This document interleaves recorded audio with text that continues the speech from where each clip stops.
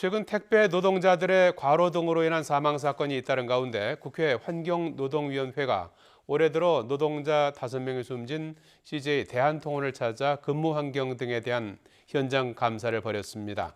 업체 측은 오늘 사과문과 함께 택배 노동자 과로 원인의 하나로 지목돼 온 분류 작업 대책을 발표하겠다고 밝혔습니다.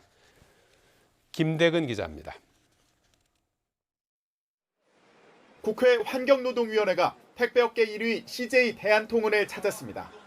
대형업체인 이곳에서도 올해 택배 노동자 5명이 숨진 상황. 여야 의원들은 한 목소리로 열악한 근무 환경을 지적하며 업체에 책임 있는 조치를 촉구했습니다. 택배 기사님들이 오전 6시 반에 출근해서 12시, 1시까지 대기를 하면서 본인들이 계속 차에다 싣기 위한 분류 작업을 하고 있는 것들을 봤어요. 대기하고 또 분류하는 과정들이 상당히 시간이 많이 힘들었다. 그래서 우리가 사실 더 열악한 데를 갔어야 되는데 오늘 와서 보니까 이쪽은 그래도 자동화 시스템이 좀 갖춰져 있습니다. 자동화 시스템이 갖춰져 있음에도 이렇게 5분이나 돌아가셨는데 더 열악한 데는 얼마나 더 힘들까라는 부분들. CJ 대한통운 측은 소속 택배 노동자들의 사망 사건에 대해 책임을 통감한다며 사과문과 함께 노동자 과로 원인 중 하나로 꼽히는 분류 작업 대책을 발표할 예정입니다.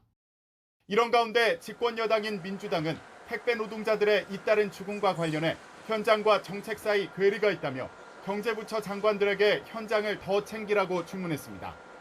특히 산업안전보건법 등 제도의 제약을 뛰어넘는 노력과 대책은 물론 분류와 배송 업무의 이원화가 제대로 이루어지는지 확인해야 한다고 강조했습니다. 비대면 사회로 전환해 감에 따라 택배는 더욱 늘어날 것입니다. 택배업을 비롯해 우리 사회 필수 노동자의 건강과 안전을 위한 기준과 사회 안전망 확보가 시급합니다. 관련 법안은 이미 국회에 제출돼 있습니다. 최근 배송 작업 중 숨진 택배 노동자의 산업재해보험 적용 제외 신청이 대필로 확인돼 논란이 되는 가운데 재발 방지를 위해 특수고용 노동자의 산재보험 제외 신청 제도를 제한하거나 폐지하는 법안이 발의됐습니다. 또 택배 분류와 배송 업무 담당자를 구분하는 건 물론 사업자가 택배 노동자의 휴식을 보장하고 안전대책을 마련하도록 하는 법안은 이미 지난 6월 나왔지만 지금까지 여야 간 제대로 된 논의는 없었습니다.